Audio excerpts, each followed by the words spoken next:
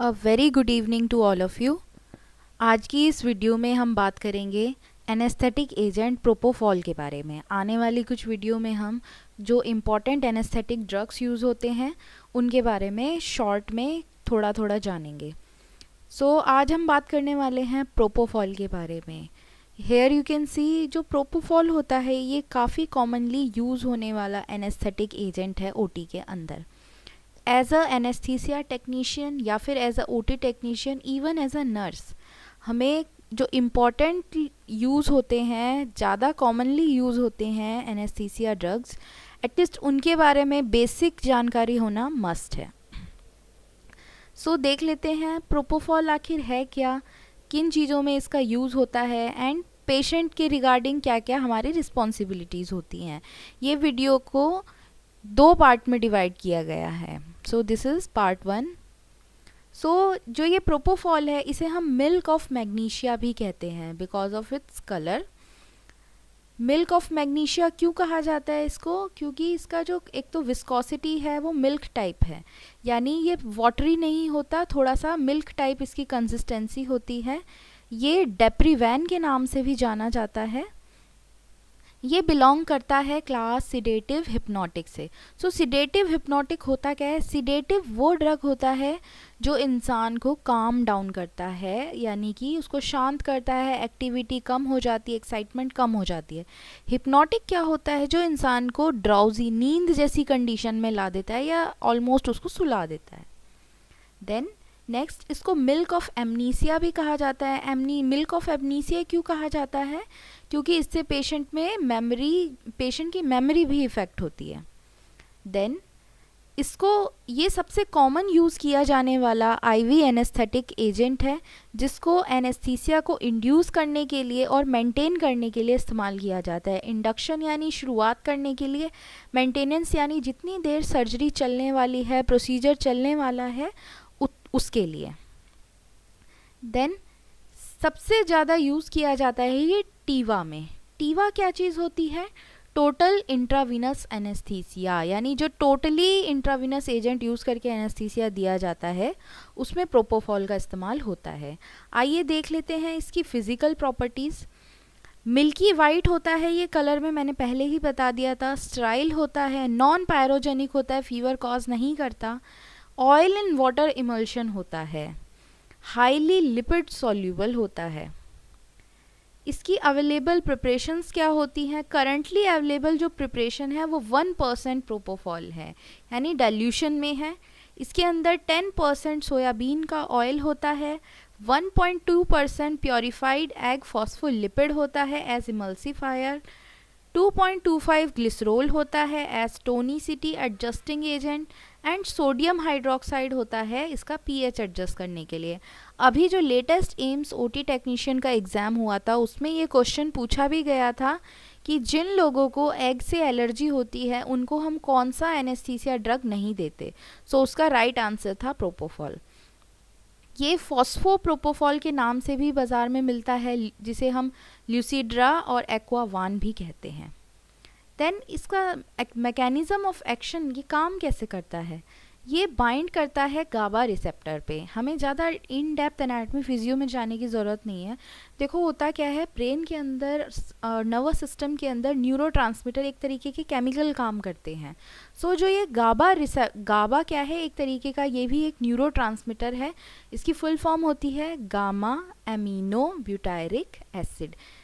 इसकी क्वांटिटी जहाँ जहाँ ज़्यादा होगी, यानी जहाँ जहाँ इसका ट्रांसमिशन होगा वहाँ पर इनहाइबिटरी एक्टिविटी होगी, यानी कि वहाँ का जो नर्व इम्पल्स ट्रांसमिशन है, उस पर्टिकुलर बॉडी पार्ट का जो फंक्शन है वो क्या हो जाएगा? स्लो डाउन हो जाएगा। ये जो ड्रग है ये करता क्या है? गाबा के जो रिसेप्टर हैं, यानी जहाँ पर गाबा को अटैच होना होता है, ये वहाँ जाकर बाइंड होता है। इससे ये गाबा का जो एक्शन है उसको प्रोलॉन्ग कर देता है, ज़्यादा लंबी ड्यूरेशन के लिए कर देता है। इससे क्या होगा? पेशेंट का जो ये काम रहने की ड्यूरेशन है, जो इनहाइबिशन यानी उसकी एक्टिविटीज़ के कम होने की जो ड्यूरेशन है वो बढ़ जाती है। यही काम आती है हमें प्रोसीजर करते टाइम। और क्या करता है? ये फंक्शनिंग स्लो डाउन की, नर्वस सिस्टम की फंक्शनिंग को स्लो डाउन कर देता है, एंड यही हमें अचीव करना होता है ड्यूरिंग एनी प्रोसीजर। ये हिप्पोकैम्पस और प्री फ्रंटल कॉर्टेक्स पर काम करता है। अब ये दो चीज़ें हैं क्या, हमने फ्रंटल पैराइटल टेम्पोरल ऑसिपिटल इनके बारे में तो पढ़ा है, ये थोड़ा और इन डेप्थ में है। सो पहले हम हिप्पोकैम्पस देख लेते हैं। हिप्पोकैम्पस एक पार्ट होता है जो हमारे टेम्पोरल लोब के अंदर डीपली एम्बेडेड होता है। ये हमारी मेमोरी और लर्निंग से रिलेटेड है, यानी जो ये ड्रग है ये हिप्पोकैम्पस पे एक्ट करेगा, तो इससे क्या होगा, पेशेंट की मेमोरी इफेक्ट होगी। स्टार्टिंग में ही बताया गया था, इसे हम क्या कहते हैं, मिल्क ऑफ एमनीसिया, इसी रीज़न की वजह से। देन प्री फ्रंटल कॉर्टेक्स क्या होता है, ये फ्रंटल लोब का ही एक पार्ट होता है।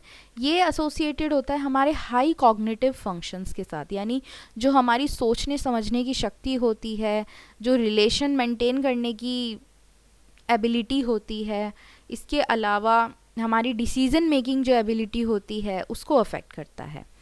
ये क्या करता है, सिडेशन भी करता है, हिप्नोसिस भी करता है, यानी it depends on it's quantity, यानी इसकी क्वांटिटी पर डिपेंड करेगा कि ये सिडेशन कॉज करेगा या हिप्नोसिस कॉज करेगा। सिडेशन यानी एक्टिविटी को पर उस इंसान को शांत करना, काम डाउन करना, हिप्नोसिस नींद जैसी कंडीशन में ले आना।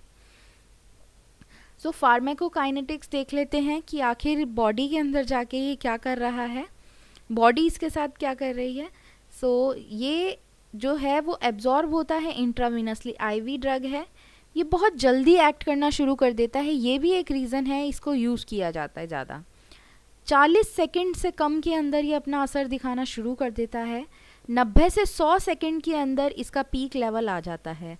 हमारी बॉडी का जो लिवर है वो इसको मेटाबोलाइज करता है, मेजर जो पार्ट है इसका वो लिवर मेटाबोलाइज करता है, कुछ पार्ट इसका लंग्स और किडनी भी मेटाबोलाइज करते हैं। सो उस पेशेंट को बेहोश रखने के लिए हमें प्रोपोफॉल की कितनी कंसंट्रेशन की रिक्वायर है ब्लड के अंदर, 2 to 5 माइक्रोग्राम पर ml, यानी इससे कम अगर जाएगा लेवल प्रोपोफॉल का ब्लड में तो उस पेशेंट को होश आ जाएगा। देन इंडिकेशंस क्या हैं, क्यों इसका इस्तेमाल किया जाता है, induction and maintenance of anaesthesia, यानी एनेस्थीसिया को शुरू करने के लिए, प्रोसीजर स्टार्ट करने के लिए, और जितनी लंबी सर्जरी चलने वाली है इन बिटवीन भी हमें डोजेस देने होंगे। Then combined sedation and regional anaesthesia, so जिस प्रोसीजर में हमें रीजनल एनेस्थीसिया देना होता है, एक पर्टिकुलर रीजन को सुन करना होता है, वहाँ पर भी इसका इस्तेमाल किया जाएगा। माइनर प्रोसीजर्स के अंदर इसका इस्तेमाल किया जाएगा। पर्सन की एज बहुत मैटर करेगी। देन आईसीयू में सिडेट करने के लिए पेशेंट को, आईसीयू में होता है कई बार पेशेंट को हमें इंट्यूबेट करना है, कोऑपरेटिव नहीं है पेशेंट, कोई प्रोसीजर करना है, सो उन केसेस में भी हम प्रोपोफॉल का इस्तेमाल करते हैं। इसका इस्तेमाल एज एन एंटी इमेटिक भी होता है, एंटी इमेटिक यानी कि वॉमिटिंग को रोकने के लिए। एंटी प्रोराइटिक भी इसका एक्शन है, यानी जो इचिंग होती है पूरी बॉडी में उसके अगेंस्ट काम करने में भी ये यूज़ होता है। ब्रोंकोस्पाज्म को ट्रीट करने के लिए, यानी जो हमारी सांस की नलियाँ सिकुड़ जाती हैं, जिसे हम एस्थमेटिक अटैक भी कहते हैं, उसको ट्रीट करने के लिए यूज़ होता है। एज एन एंटीऑक्सीडेंट भी इसका इस्तेमाल किया जाता है। सो ये डोज देख लेते हैं हम। जनरल सबसे पहले ये टेबल देखते हैं। जनरल एनेस्थीसिया इंडक्शन में क्या क्या डोजेस चलते हैं। अगर कोई हेल्दी अडल्ट है, यानी 18 साल से लेकर के 55 साल तक की एज का कोई अडल्ट है, उनके लिए हमें 40 mg देना पड़ेगा हर 10 सेकंड में। अगर कोई एल्डरली है, अबव 55 ईयर्स है, या जिनका एनेस्थीसिया स्कोर 3 और 4 है, उनमें 20 mg देना पड़ेगा हर 10 सेकेंड्स के अंदर। पीडियाट्रिक पेशेंट है, बच्चा है, उनके केस में हमें 2.5 से 3.5 mg देना पड़ेगा हर 20 से 30 सेकंड पर। कोई स्पेशल कंसिड्रेशन है, लाइक पेशेंट की कोई कार्डियक प्रोसीजर हो रहा है, न्यूरो का प्रोसीजर हो रहा है, वहाँ पर हमें 20 mg देना होगा।